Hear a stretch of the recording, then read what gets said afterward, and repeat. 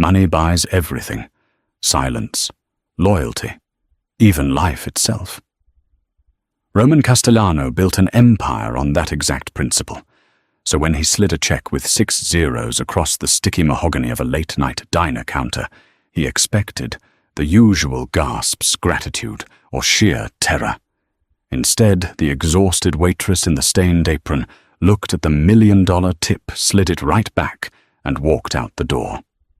It was the first time Roman's money couldn't buy a soul, and it was the exact moment his carefully controlled world unraveled. The neon sign outside Al's diner buzzed with a sound like a dying wasp. It cast a sickly intermittent red glow over the wet asphalt of 4th Street. Inside, the air was thick. It smelled of burnt coffee, old frying oil, and the damp wool of cheap winter coats. Nora Hayes pressed her hip against the edge of the counter, taking the weight off her left foot. Her combat boots were heavy, the soles worn thin enough that she could feel the exact pattern of the cracked linoleum floor. She dragged a damp rag over the formica, back and forth, a rhythmic, mindless motion. It was 3:14 a.m. The graveyard shift didn't just drain your energy, it scraped the life out of you hour by hour, leaving you hollow by dawn. The bell above the door chimed. Nora didn't look up immediately. She scrubbed at a dried patch of ketchup. The diner went dead quiet. That was the first thing she noticed. The low murmur of the 2 cab drivers in the corner booth evaporated. The rhythmic scraping of the grill cook's spatula stopped. The silence was heavy. Unnatural. Nora finally lifted her gaze. 4 men had walked in. 3 of them were built like brick walls, wearing dark suits that didn't quite hide the bulk of shoulder holsters. They fanned out their eyes, scanning the diner with clinical predatory detachment. Then the 4th man stepped through the door. He didn't look around. He didn't need to. He possessed the kind of quiet authority that sucked the oxygen straight out of the room. He wore a bespoke charcoal overcoat over a tailored black suit. Raindrops clung to his broad shoulders, catching the harsh fluorescent light.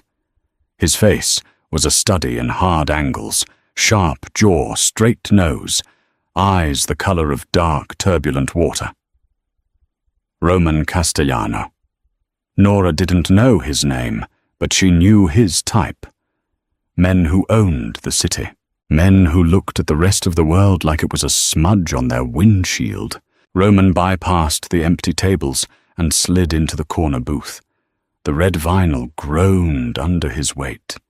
He didn't touch a menu. He just stared out the rain-streaked window into the blackness of the city. Nora sighed. She grabbed a coffee pot and a thick ceramic mug. She walked over her face, set in the same impassive mask she wore for drunks, cops, and insomniacs. "Coffee?" she asked. Her voice was flat, raspy from exhaustion. Roman turned his head slowly. His eyes locked onto hers. Most people looked away when he stared at them. It was a defense mechanism. Nora didn't.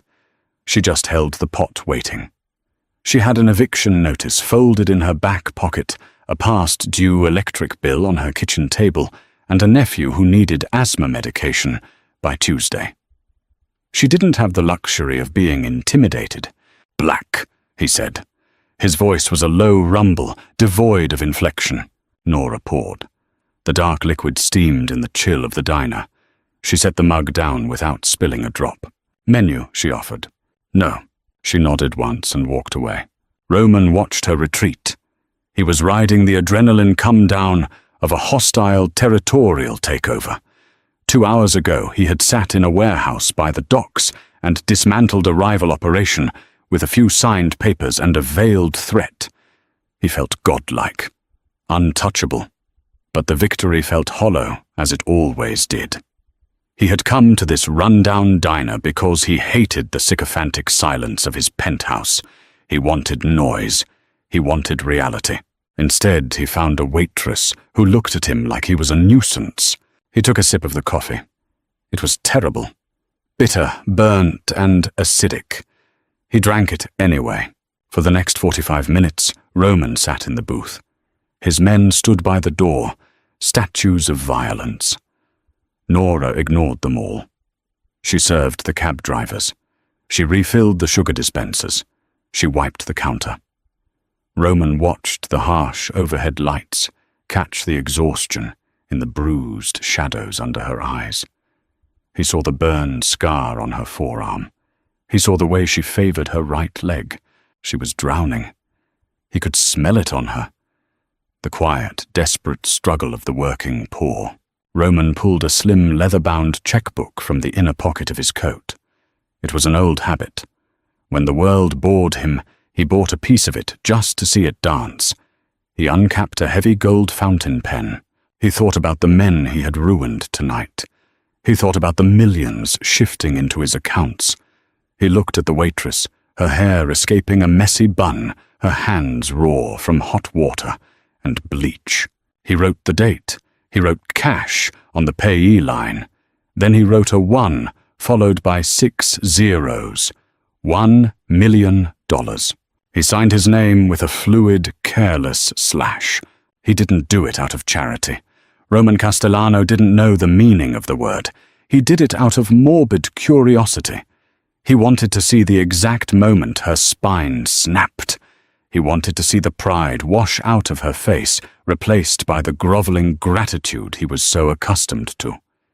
He wanted to prove to himself yet again that everyone had a price. He folded the check in half. He slipped it under the rim of his empty coffee mug. Roman stood up. He didn't look back as he walked out the door, his men falling into, step behind him like shadows. The cold night air hit Roman's face as he stepped onto the sidewalk. The rain had picked up, turning the city streets into slick black mirrors. His driver, Leo, already had the rear door of the armored SUV open. Inside the diner, Nora walked over to the corner booth. The red vinyl was still warm. She picked up the empty ceramic mug, intending to toss it in the bus tub. That was when she saw the folded piece of thick, cream-colored paper. She picked it up. Her thumb brushed over the embossed edge. She unfolded it, expecting a $50 bill. Maybe 100 if the guy was feeling generous. Rich guys slumming it in cheap diners, sometimes tipped heavy to soothe their conscience. Nora stared at the numbers. $1 million. The zeros blurred for a second. She blinked hard, rubbing her tired eyes. She looked again. The ink was dark, thick, real. The signature was aggressive. It wasn't a joke check from a novelty store. The paper had a watermark. For 3 seconds her heart stopped. $1 million. It was a conceptual amount of money. It was the end of the eviction notices. It was the best doctors for Tommy. It was a house with a roof that didn't leak. It was sleep. Real, uninterrupted, dreamless sleep. Then a cold, sharp realization pierced her chest. Money like this didn't exist in a vacuum. It had gravity, it had teeth. A man who casually left $1 million under a coffee mug wasn't a philanthropist. He was a predator. And predators didn't give gifts. They set traps. Taking this check meant she was bought. It meant she belonged to him. It meant whenever he decided to come back to collect on his generosity, she would have no right to say no. Nora's jaw tightened. The exhaustion in her bones hardened into a sharp, brittle anger. She dropped the mug. It clattered against the table but didn't break. She grabbed her cheap denim jacket off the hook behind the counter, pushed past the swinging doors and hit the street. The rain instantly soaked through her thin cotton shirt. Roman was just stepping into the back of the SUV. "Hey!" Nora shouted. Her voice cracked, fighting against the sound of the idling engine and the downpour. One of the bodyguards immediately pivoted his hand, dropping to his waist. Roman froze 1 foot inside the vehicle. He turned. Nora marched across the wet pavement. She didn't care about the bodyguards. She didn't care about the guns. She marched straight up to the open door of the SUV. Roman looked down at her. He expected tears. He expected her to be shaking, clutching the check to her chest like a lottery ticket, thanking him profusely. Instead, Nora held her hand out. The check was pinched between her index and middle finger, flapping slightly in the wind. The rain was already starting to blur the ink. "You forgot this," she said. Roman stared at the paper. Then he looked at her face. Her expression was completely devoid of awe. She looked annoyed. "It's a tip," Roman said, his voice deadly calm. "Your coffee was $3, Nora replied, her tone matching his. "I don't need a tip. Keep it," Roman commanded. It wasn't a suggestion. The air around them seemed to drop 10 degrees. "Buy a new life. God knows you need one." Nora let out a harsh, humorless laugh. She looked at his expensive coat, the pristine leather interior of the car, and then back at his face. "I earn my life, mister," she said quietly. "Every single hour of it. I don't take handouts from men who think they can buy people like they're ordering off a $1 menu." Roman felt a muscle twitch in his jaw. No one spoke to him like this. Ever. "Do you have any idea who I am?" "I don't care if you're the Pope," Nora snapped. She tossed the check. It landed on the wet, polished black hood of the SUV. It stuck there, the rain instantly soaking it, ruining the heavy paper. "We're square." She turned her back on him.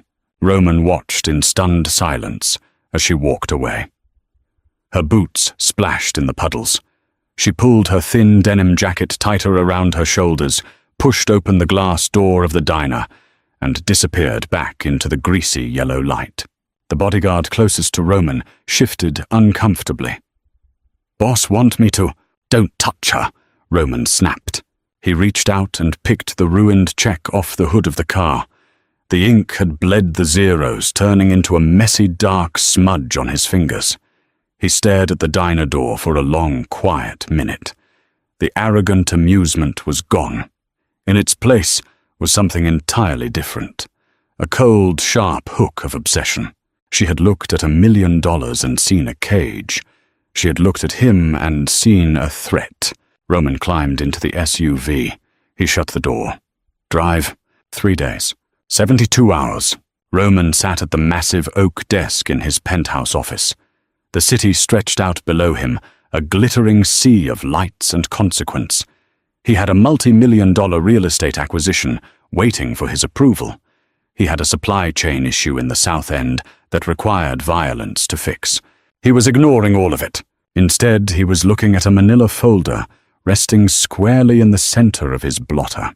His right-hand man, Victor, stood quietly by the door. Victor was a man who spoke only when necessary, a shadow in a tailored suit. Nora Hayes. Victor said, his voice a low gravel. 28. No criminal record. Credit score is in the gutter. She works nights at Al's diner, days at a dry cleaner in Queens. No boyfriend. No husband. Family. Roman asked, his eyes never leaving the folder. A sister. Died 3 years ago. Overdose, Victor recited cleanly. Left behind a kid. Thomas, 10 years old, severe asthma. Nora is his legal guardian. From the look of her bank statements, every dime she makes goes to rent and his medical bills. She's 3 months behind on her lease. Eviction is imminent. Roman leaned back in his leather chair. The silence in the office was absolute. He reached out and opened the folder. A surveillance photo sat on top. It was Nora, taken yesterday morning. She was carrying a heavy plastic bag of groceries, her head ducked against the wind, looking exhausted. She was drowning. He had seen it in her eyes at the diner, but the data made it visceral. She was fighting a war on 3 fronts: poverty, exhaustion, and illness. And she was losing. Yet she had thrown $1 million back in his face. The rejection chafed at Roman. It dug under his skin like a splinter. He controlled his world through leverage. He found people's weaknesses, their greed, their fear, their desperation, and he squeezed until they belonged to him. Nora Hayes was entirely made of desperation, and yet she had rejected his leverage. "She thinks she's noble," Roman muttered, tracing the edge of the photograph. "She thinks suffering gives her the moral high ground. She's just a civilian boss, Victor noted carefully. Doesn't know the way the world works. No, Roman said, closing the folder abruptly. She knows exactly how the world works. That's why she didn't take the check. She saw the string attached to the money. Roman stood up. He grabbed his coat. Where are we going? Victor asked, already moving toward the door. Queens. The air inside Brightway Cleaners was thick with humidity and the sharp chemical tang of perchloroethylene. The machinery hissed and clanked, a rhythmic industrial heartbeat. Nora pushed a strand of damp hair out of her eyes. Her arms ached from wrestling heavy canvas bags of soiled linens. It was 2 p.m. She had slept for exactly 4 hours on the lumpy couch in her apartment before waking up to make Tommy his lunch and rushing here. The bell above the glass door chimed. Just a second, Nora called out over her shoulder, tagging a rack of plastic-wrapped suits. She turned around, wiping her hands on her apron. The words died in her throat. Roman Castellano stood in the center of the cramped, linoleum-floored front room. He looked entirely alien in the mundane space. The harsh fluorescent lights did nothing to soften the brutal edges of his face. He wasn't wearing an overcoat this time, just a dark suit that clung to his frame, projecting a quiet, lethal energy. He didn't bring his men inside. He stood alone. Nora felt a sudden cold spike of adrenaline. The rational part of her brain told her to panic. This was the man who casually dropped $1 million on a diner counter. A man like that didn't show up at a run-down dry cleaner in Queens by accident. He had hunted her down. She forced her breathing to remain steady. She walked up to the counter, planting her hands firmly on the scratched surface. "Ticket number?" she asked. Her voice was flat, giving absolutely nothing away. Roman stepped closer to the counter. He looked around the shabby shop, taking in the peeling wallpaper, the ancient cash register, the heavy, humid air. Then he looked at her. "You work too much," he said. Nora didn't blink. "And you have too much free time. Do you have a ticket, or are you just here to block my door?" Roman leaned slightly against the counter. The physical proximity was jarring. He smelled like expensive cologne and cold air, a sharp contrast to the chemical sweat of the shop. "I came to see if you had come to your senses." "Nora," he said quietly. Her name in his mouth sent a shiver down her spine, but she suppressed it. "You looked me up. I look up everything that interests me." "I'm not interesting. I'm busy," Nora snapped, turning her back to him to sort a pile of receipts. "If you don't have laundry, get out." "I know about Thomas," Roman said. Nora froze. The receipts slipped from her fingers, fluttering to the floor. She gripped the edge of the counter, her knuckles turning white. When she turned back to face him, the annoyance was gone, replaced by a fierce, protective fury. "You stay away from my nephew," she hissed, her voice dropping to a dangerous whisper. Roman held his hands up in a placating gesture, though his eyes remained dark and unreadable. "I'm not threatening a child, Nora. I'm stating a fact. I know about his lungs. I know about your lease. I know that if you miss one more shift, you're both on the street." He reached into his breast pocket. He didn't pull out a checkbook this time. He pulled out a thick white envelope. He placed it softly on the counter. "There's $50,000 in there. Cash," Roman said. "No strings, no checks to endorse, no paper trail. It pays off your landlord. It buys the boy his inhalers for the next 5 years. You can quit the diner." Nora stared at the envelope. It was thick, heavy. It was a lifeline thrown to a drowning woman. She looked up at Roman. She saw the dark victory dancing in the depths of his eyes. He thought he had found her breaking point. He thought he had calibrated the price, just right, not enough to feel like a trap, but enough to be impossible to refuse. Nora reached out. Her fingers brushed the white paper. Roman watched, a tight smile playing on his lips. He had won. Nora picked up the envelope. She didn't open it. She looked Roman dead in the eye. "You don't listen very well," she said softly. She turned, walked over to the industrial trash can sitting by the sorting bins, and dropped the envelope inside. It landed amongst lint-discarded plastic tags and chemical residue. Roman's smile vanished. The silence in the shop stretched tight, heavy enough to snap. Nora walked back to the counter. She met his furious gaze without flinching. "Your money is heavy," she told him, her voice remarkably steady. "It smells like blood and control. I don't want it in my house. I don't want it near my kid. I'm not a problem you can throw cash at until it goes away." Roman stared at her. The anger rolling off him was palpable, a physical force that made the air in the room feel thin. For a second, Nora thought he might reach across the counter and grab her. Instead, he slowly stood up straight.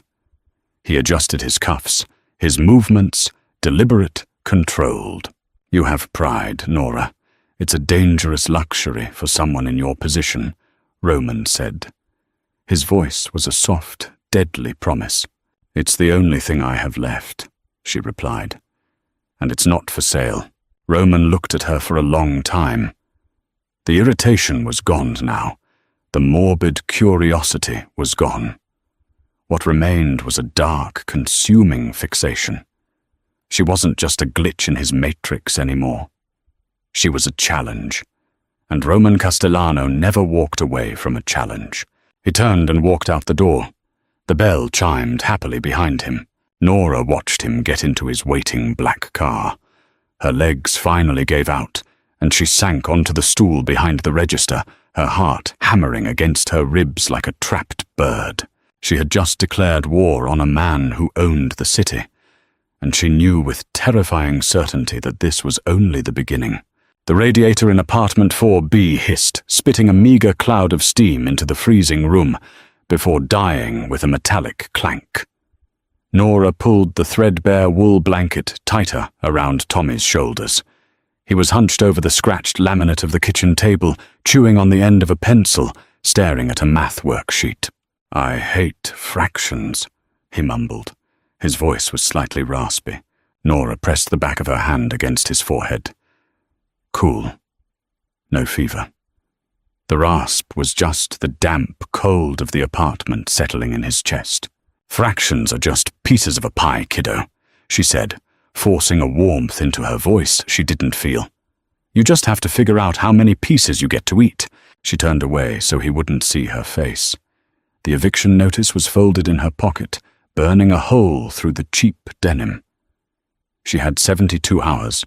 72 hours to conjure $2,000 out of thin air, or the sheriff would be changing the deadbolt. She had tried selling her blood plasma twice this week. They turned her away the second time. Low iron. A heavy, aggressive knock rattled the apartment door. Nora stiffened. Tommy looked up, his pencil stopping. "Stay here," she murmured. She walked to the door, peering through the scratched peephole. It was Frank, the building manager. He was a bloated man who smelled permanently of stale cigars and cheap beer, and he usually looked at Nora with a predatory sleaziness that made her skin crawl. Nora unlocked the deadbolt and opened the door a crack, keeping her foot wedged against the base. "I told you, Frank," she said, her voice hard. "Friday. I'll have half by Friday." Frank didn't push the door. He didn't sneer. He was sweating, huge greasy beads of it rolling down his red face despite the freezing draft in the hallway. He looked over his shoulder, his eyes darting frantically down the dim corridor. "No need, Miss Hayes," Frank stammered. He swallowed hard. You're paid up." Nora stared at him. "What are you talking about?" Frank reached into his oversized coat pocket with a trembling hand and pulled out a thick manila envelope. He shoved it toward her as if it were radioactive. "Your lease. It's renewed, paid in full for the next 2 years. And the radiator guy is coming tomorrow at 8. Plumber too. Whatever you need fixed." Nora didn't touch the envelope. The cold in the hallway suddenly felt entirely different. It wasn't the weather. It was a suffocating, terrifying chill. "Who paid you, Frank? Building got bought," Frank blurted out, wiping his forehead with a dirty sleeve. Yesterday. Whole block, actually. New management company. They sent some guys around to audit the leases. Said your unit was top priority. What is the name of the company? She demanded.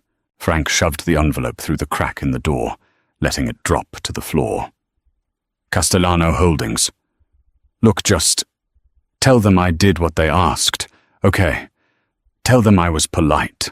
He turned and practically ran down the hall, his heavy footsteps echoing on the warped floorboards. Nora looked down at the envelope resting on the scuffed linoleum. Roman Castellano. He hadn't listened. She had thrown his check in the rain. She had dumped his cash in the trash. So he had simply bought the roof over her head. He had bought the walls around her. He had turned her entire life into his property. She picked up the envelope. Her hands were shaking, not from fear, but from a rage so pure and white-hot it stole her breath. He thought this was a game, a negotiation.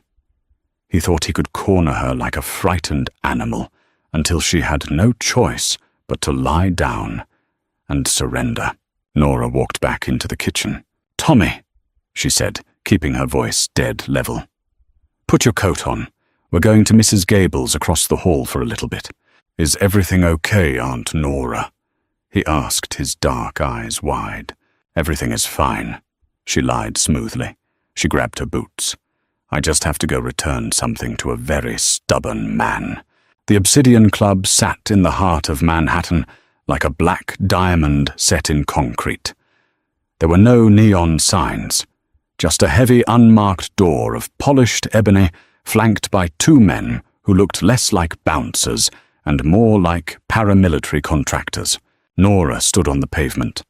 The rain had started again, a fine, freezing mist.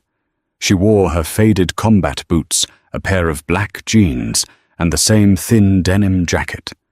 She looked entirely out of place among the sleek town cars and the women in fur wraps slipping through the heavy doors. She walked straight up to the entrance. The larger of the two guards stepped into her path. He didn't speak.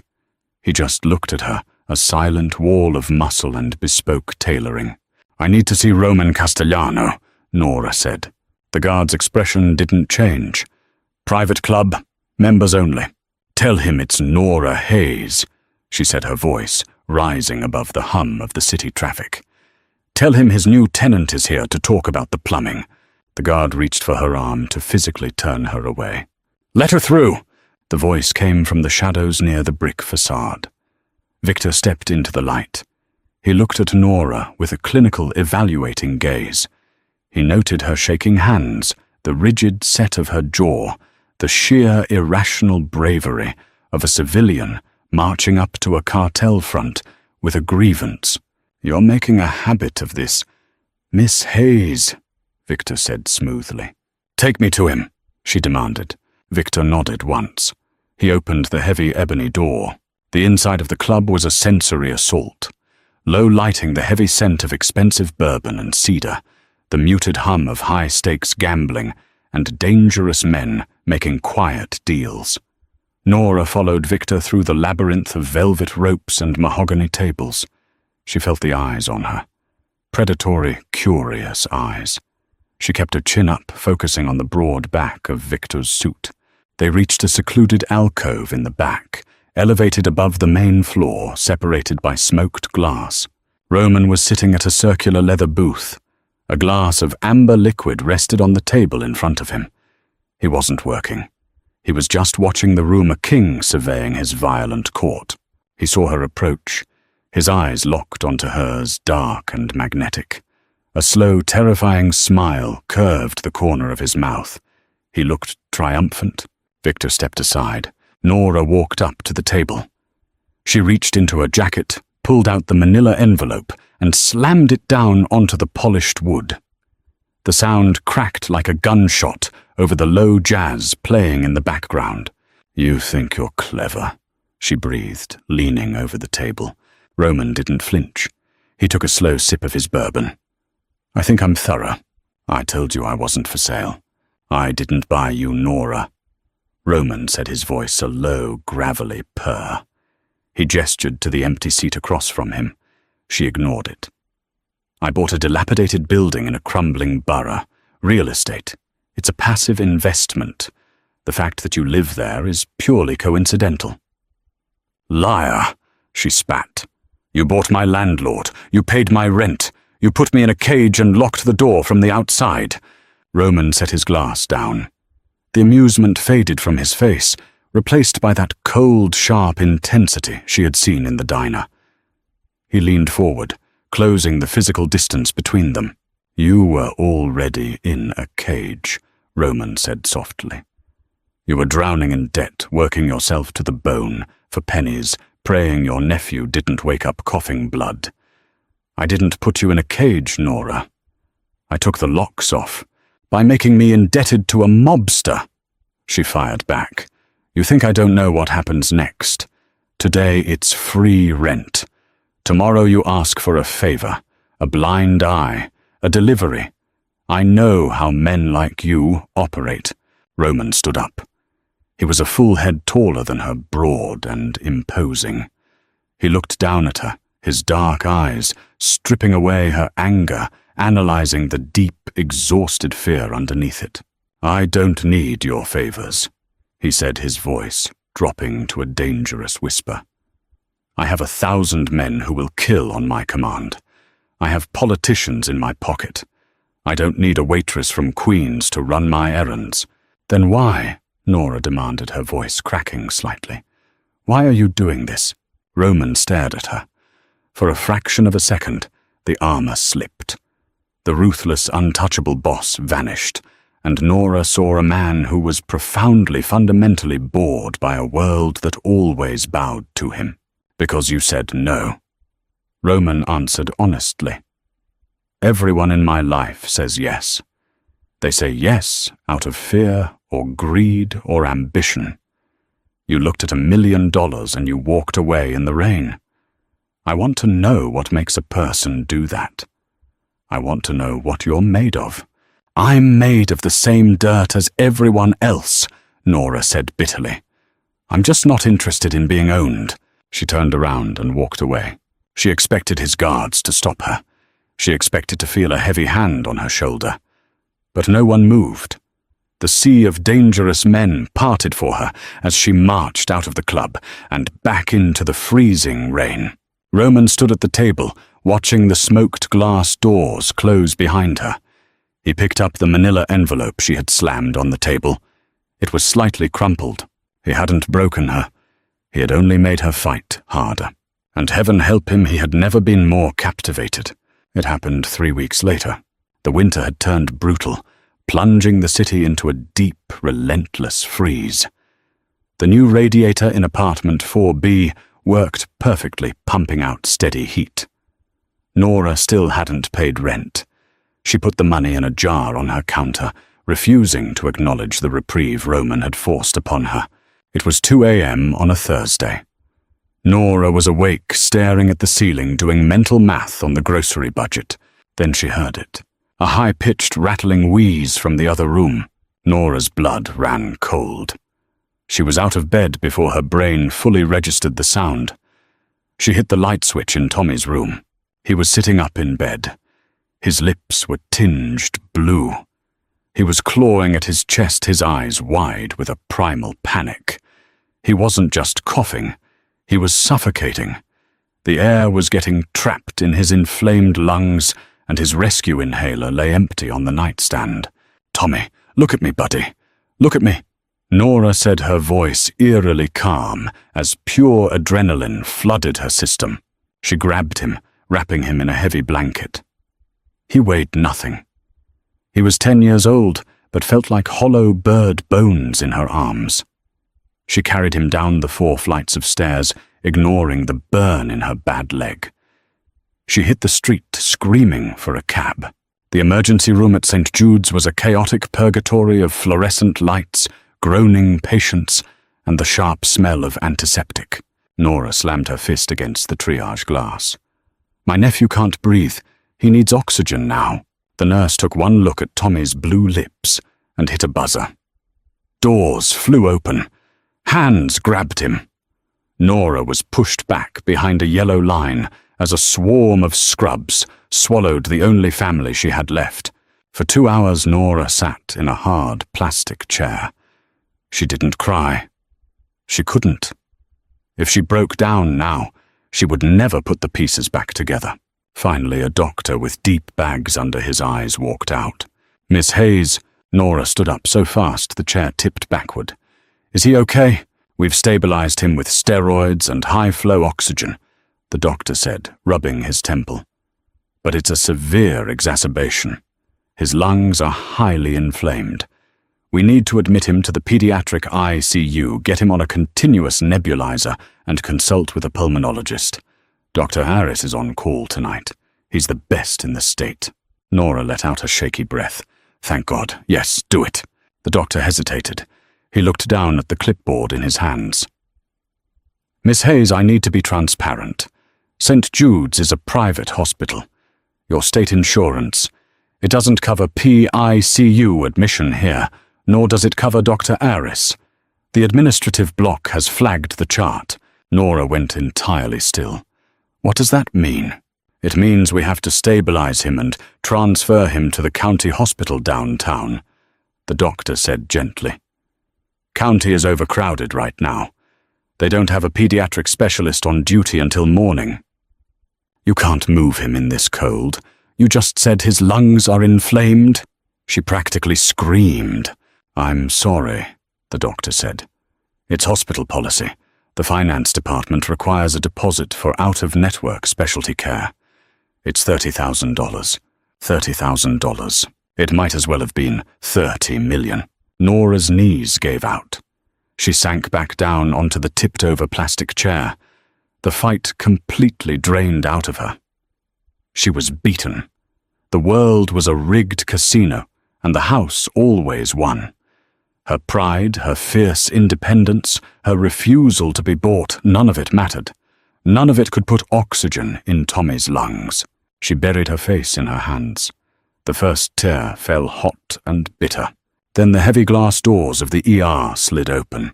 The chaotic noise of the waiting room seemed to instantly dampen. Nora looked up through her blurred vision. Roman Castellano was walking across the cheap linoleum floor. He wore a dark wool overcoat, his face a mask of carved stone. He didn't look at the bleeding drunks or the crying mothers. He looked directly at Nora. Victor and another man flanked him, but they hung back as Roman approached her. He stopped in front of her. He didn't gloat. He didn't say, "I told you so." He looked at the tears on her face, and a muscle jumped violently in his jaw. Roman turned his head to look at the doctor, who was staring at the men in suits with mounting apprehension. "Who runs this floor?" Roman asked. His voice wasn't loud, but it cut through the noise of the room like a scalpel. I'm the attending," the doctor stammered. The boy, Roman said, pointing a single leather-gloved finger at the double doors. "He gets the ICU. He gets the specialist. He stays here until he can run a mile without coughing." The doctor swallowed hard. "So there are billing protocols." Roman stepped forward. The sheer physical menace rolling off him forced the doctor to take a step back. "My name is Roman Castellano," he said softly. "I sit on the board of the foundation that funded your new surgical wing last year. If this boy is transferred, I will bankrupt this hospital by noon tomorrow, and I will make sure you spend the rest of your medical career taking temperatures in a strip mall clinic. Am I making myself clear?" The doctor turned pale. "Yes, sir. I'll page Dr. Orris immediately." He turned and practically sprinted back through the doors. Roman stood in silence for a moment. He slowly pulled off his leather gloves. He turned back to Nora. She was sitting in the chair, looking at him. The defiant fire in her eyes was gone, replaced by a devastating, exhausting relief. She had lost the war. She knew it. By letting him do this, she had finally let him in. Roman didn't offer his hand. He didn't offer a platitude. He simply sat down in the plastic chair next to hers. It was too small for him. his broad shoulders crowding her space. He rested his elbows on his knees, staring straight ahead at the blank wall. "He's going to be fine, Nora," Roman said quietly into the sterile air. Nora closed her eyes. She leaned her head back against the concrete wall. For the first time in her life, she let someone else carry the weight. The pediatric intensive care unit at St. Jude's did not smell like a hospital. It smelled like lavender and high-grade ionized air. The machines attached to Tommy didn't beep with the frantic, shrill panic of the county ER. They hummed. A low, steady, expensive hum. Nora sat in a plush armchair by the window. Outside dawn was breaking over Manhattan, painting the winter sky in bruised shades of purple and grey. It had been 4 days. 4 days of continuous nebulizers, top-tier pulmonary specialists, and round-the-clock nursing care. Tommy was breathing. The terrifying, rattling wheeze was gone, replaced by the soft, rhythmic rise and fall of his chest. He was safe. And Nora owed her soul to the devil to make it happen. She turned her head as the heavy oak door of the private suite clicked open. Roman didn't knock. He never did. He stepped into the room with the quiet, unsettling grace of a predator entering a clearing. He wore a simple black sweater and dark trousers, stripping away the armor of his tailored suits, though it did nothing to diminish the sheer gravity of his presence. He didn't speak. He walked to the foot of the bed and looked at the sleeping boy. For the past 4 days, this had been their routine. Roman would arrive at 3 in the morning, the exact hour she used to pour his bitter coffee at the diner. He would sit in the chair opposite hers. They wouldn't talk. They would just exist in the quiet, expensive, sterile air. Nora watched him. The anger that had burned inside her for weeks was gone, completely extinguished by the crushing weight of her gratitude. It was a suffocating feeling. She knew how to fight a tyrant. She had no idea how to fight a savior. "Dr. Aris says he can go home on Tuesday," Nora said. Her voice was raspy from disuse. Roman kept his eyes on Tommy. "The apartment is too drafty for his recovery. The dust in the vents is a trigger. I've had my people move your belongings to a brownstone in Park Slope. It has central air filtration. The lease is in your name. Paid." Nora's hands gripped the armrests of her chair. The instinct to refuse, to shout, to throw his money back in his face flared up, but it died in her throat. She looked at the IV line taped to her nephew's fragile hand. She couldn't afford her pride anymore. "What is the price, Roman?" she asked softly. He finally looked at her. His eyes were dark, unreadable pools in the dim light of the room. "I've calculated it."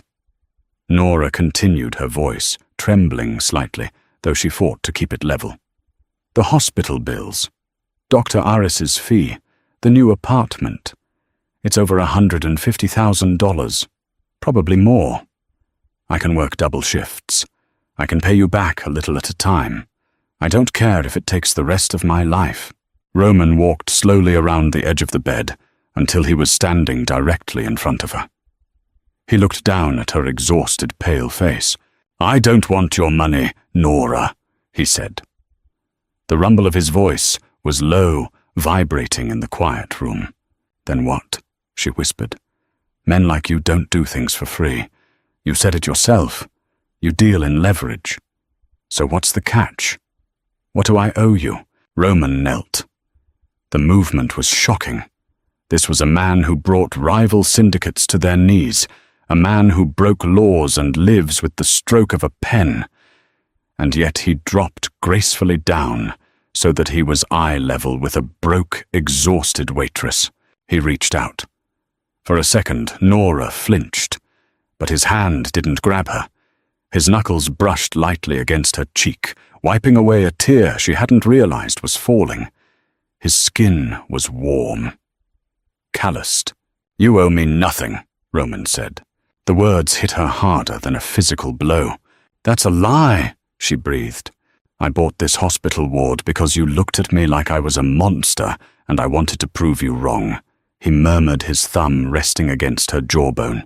I bought the brown stone because the thought of this boy shivering in that rotting apartment made me want to burn the building down. I didn't do it for leverage, Nora. I did it because I can't stand the thought of you drowning anymore. He stood up slowly. Take the house. Let the boy heal. You don't ever have to see me again if you don't want to. Roman turned and walked out of the room. The heavy oak door clicked shut behind him, leaving Nora alone in the sterile quiet. She pressed her hand to her cheek, where his touch still burned. She realized then, with a cold, terrifying clarity, that a transactional debt would have been easier.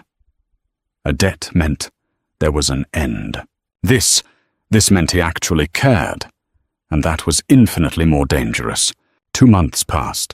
The brownstone in Park Slope was quiet, warm, and entirely alien. Tommy flourished. The color returned to his cheeks, the dark circles under his eyes vanished, and his laugh echoed in the spacious, sunlit living room. Nora quit the dry cleaners, but she kept her shifts at Al's diner. She needed the grounding. She needed the smell of burnt coffee and the abrasive reality of the graveyard shift to remind her who she was. Without it, she felt like she was floating in a gilded fishbowl, completely detached from her own life. She hadn't seen Roman since the hospital. True to his word, he hadn't asked for a dime. He hadn't called. He hadn't sent his men. The silence was deafening. It gnawed at her, a strange, hollow ache in her chest that she fiercely refused to put a name to. It was a Tuesday night, 3 a.m. The rain was coming down in sheets, blurring the neon sign outside the diner. Nora was wiping down the counter. The diner was empty, save for a solitary trucker asleep in a back booth. The bell above the door chimed. Nora didn't look up, reaching automatically for the coffee pot. Just a sec. We don't want coffee, sweetheart. The voice was grating, thick with the metallic rasp of a heavy smoker. Nora turned. 3 men stood inside the door. They weren't wearing the bespoke tailored suits of Roman's crew. They wore heavy leather jackets, their faces rough-scarred, and entirely unbothered by the bright fluorescent lights. They reeked of stale beer and violence. The man in the center, a brute with a jagged scar running from his ear to his collarbone, stepped forward. "You're Nora, right?" he asked. He didn't wait for an answer. He looked around the diner with exaggerated disgust. Castellano is losing his touch. Keeping his new pet in a dump like this. Nora's blood ran instantly cold. The coffee pot in her hand suddenly felt incredibly heavy.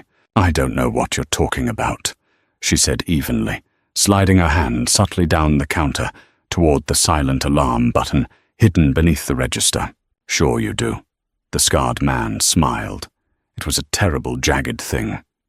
Word on the street is the Ice King finally thawed, spent a fortune saving some street kid, set the kid's aunt up in a nice, expensive little bird cage in Brooklyn. Our boss, Mr. Sullivan, he found that very interesting. Castellano has been taking a lot of our territory lately. We figured it's time to take something of his. The man lunged. He was terrifyingly fast. He grabbed a fistful of Nora's hair across the counter and yanked her forward. The coffee pot shattered on the linoleum floor, scalding liquid splashing against her boots. Nora screamed a sharp, choked sound as her ribs slammed into the edge of the Formica counter. "Let go of me!" she thrashed, grabbing a heavy ceramic mug and smashing it against the man's forearm. He grunted his grip, loosening just enough for her to rip herself free. She scrambled backward, her boots slipping on the spilled coffee. The 2 other men moved to vault the counter. Then the front windows of the diner exploded. Glass shattered inward in a tidal wave of glittering, lethal shards. The thunderous crack of a suppressed rifle echoed off the surrounding buildings. The man closest to the window dropped like a stone, a clean, dark hole in his chest. The scarred man spun around, drawing a heavy pistol from his jacket. The door of the diner kicked open. Roman walked in. He didn't look like the man in the hospital. He didn't look like the aloof billionaire in the tailored suits. He looked like death incarnate. He moved with a terrifying liquid efficiency.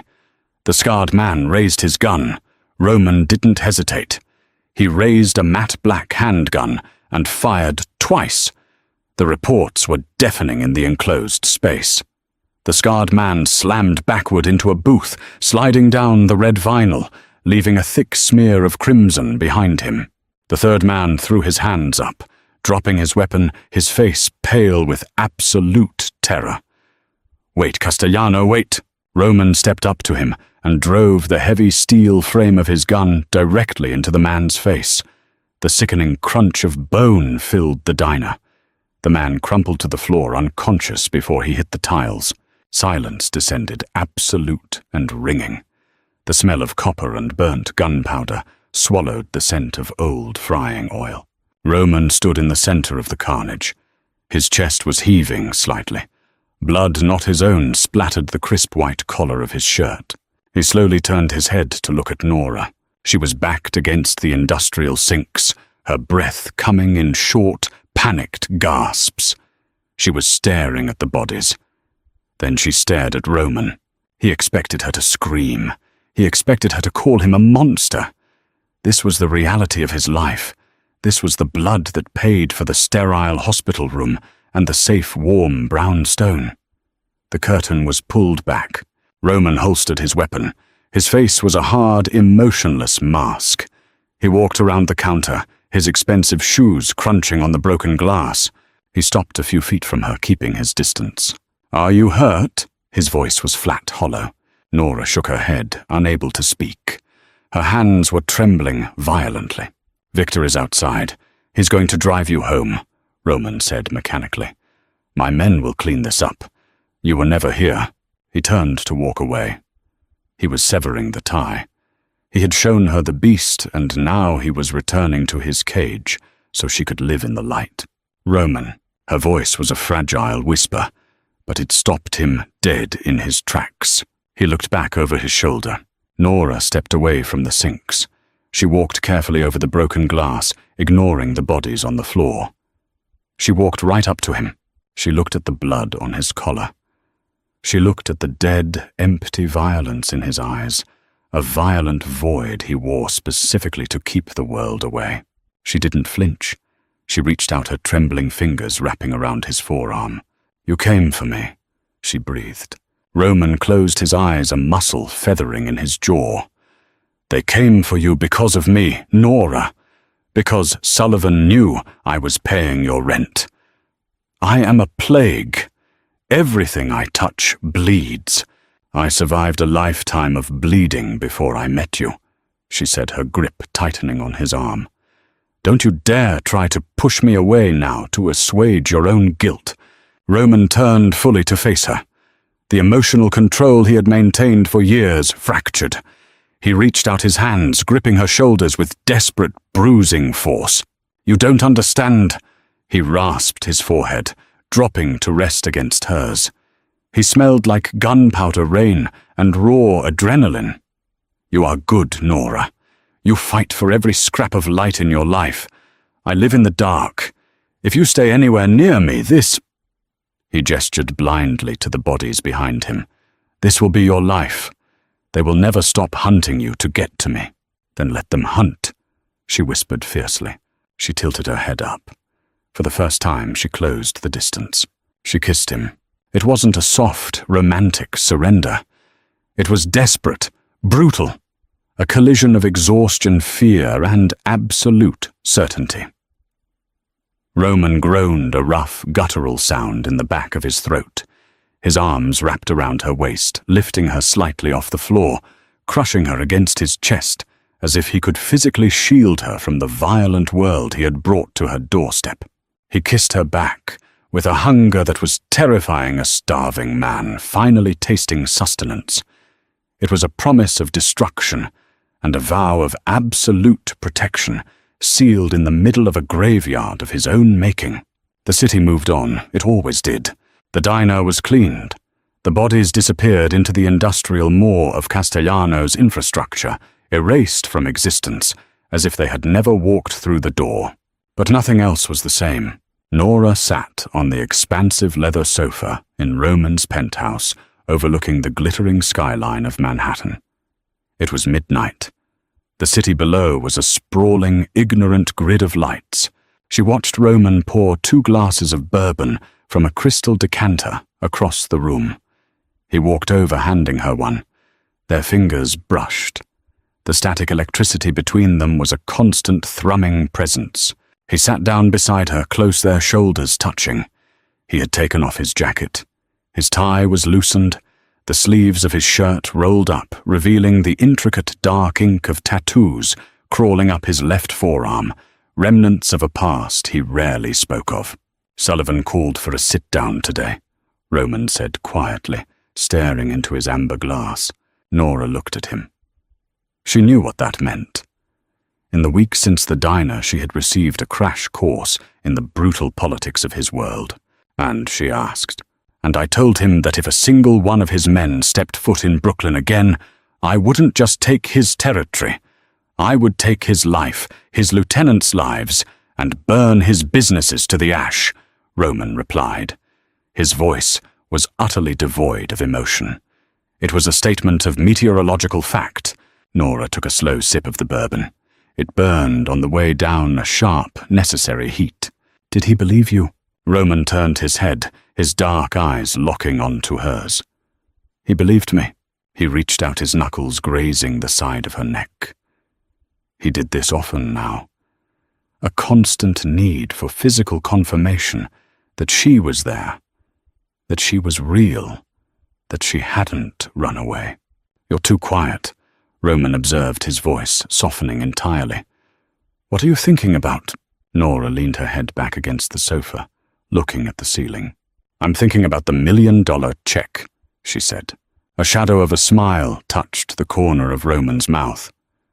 "The one you left to disintegrate in the rain?" "Yeah." Nora turned her head to look at him. "I was so angry that night. I looked at that money and all I saw was a cage. I saw a man who thought the whole world had a price tag. I did think that—" Roman admitted, his voice low, tinged with a regret he reserved only for her. "Until I met a woman who refused to be bought." "But that's the irony," Nora murmured, shifting her weight so she was angled toward him. She rested her hand on his chest, feeling the steady, powerful rhythm of his heart beneath the expensive cotton. "I didn't take your money, Roman. I didn't take your charity. But I let you buy me anyway." Roman's brow furrowed. He opened his mouth to argue the old defense mechanisms flaring, but Nora pressed a finger to his lips, silencing him. "No, listen to me," she insisted softly. "I let you buy my safety. I let you buy Tommy's life. I let you step between me and the world, and I let you shoulder the weight." She dropped her hand, her gaze dropping to the floor. "I used to pride myself on carrying it all alone. I thought it made me strong. But I was just so tired." Roman set his glass down on the coffee table. He reached out and gently framed her face with both hands, forcing her to look at him. "You are the strongest person I have ever met, Nora," he said fiercely. "You carried a weight that would have crushed most men. You fought in the dark for years. Letting someone hold the shield for a while doesn't make you weak. It makes you human." Nora's eyes filled with sudden, unexpected tears. She blinked them back, a stubborn habit she couldn't quite break. "This world of yours, Roman," she whispered. "It's ugly. It's violent. The things you do. The things I saw you do in the diner." Roman's jaw tightened. The fear returned to his eyes, the same fear he had in the diner. The fear that the reality of his sins would finally drive her away. "I know," he rasped, his thumbs stroking her cheekbones. "I know what I am. I don't ask you to forgive it. I don't ask you to accept it. But I can't let you go, Nora. I am a selfish man, and you are the only piece of my soul I have left." Nora reached up, wrapping her hands over his wrists. I'm not asking for a Saint Roman, she said evenly, her voice gaining strength. I've met men who pretend to be saints, and they are usually the worst kind of monsters. You don't hide your demons from me. She leaned forward, pressing her forehead against his. I didn't stay because I think I can fix you. I didn't stay because I want to redeem the Mafia boss. I stayed because when the world came to break me, you were the only one who stood in front of the glass. Roman let out a shaky breath, the tension draining out of his broad shoulders. He pulled her against him, burying his face in her neck, breathing in the scent of her skin, a mix of cheap vanilla soap and the lingering ghost of diner coffee. I will burn the city to the ground before I let anything touch you, he whispered against her skin, a vow that was equal parts devotion and threat. I know, Nora replied, wrapping her arms around his back, anchoring herself to the storm. I know. They sat in the quiet of the penthouse, two battered people holding on to each other in the dark. It wasn't a fairy tale. There were no white knights or neatly wrapped happily ever afters. Roman would still command an empire built on shadows. Nora would still wake up at night, haunted by the memories of poverty and the sharp echo of gunfire. The danger would always be there, a cold breeze lingering just outside the door. But as Nora looked out over the glittering, ruthless city, she realized she was no longer afraid of the dark, because the most dangerous monster in the shadows belonged entirely to her. When pride meets power, the collision is absolutely devastating. Nora refused to be bought, but in the end, she traded her soul for something much deeper, a gritty, flawed, and unbreakable devotion. Their story proves that sometimes the only way to survive the darkness is to walk hand in hand with the devil himself. If this intense, high-stakes romance kept you on the edge of your seat, hit that like button and share this video with someone who loves a dark, protective hero. Don't forget to subscribe and ring the bell so you never miss our next deeply emotional audio drama. Leave a comment below. Do you think Nora made the right choice, embracing Roman's world?